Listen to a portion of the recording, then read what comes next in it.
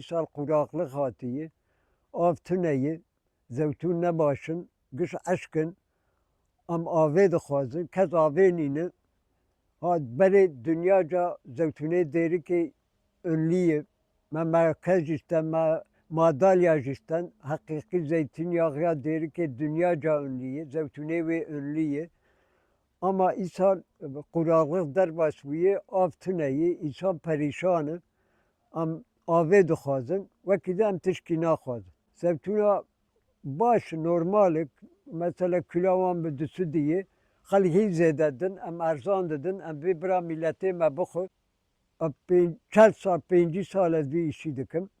Baxçeyê min e. 3-4 dolmê min e. Em nav yaşamış dibin. Av tune, kuraklık e. Geçima însanê me geleka ser zevtûna ye. Ew ji zevtûn tune tev eş bû. Kuraklık e, av tune. Milletê me tî birçî em diharin batiyê dixebitin.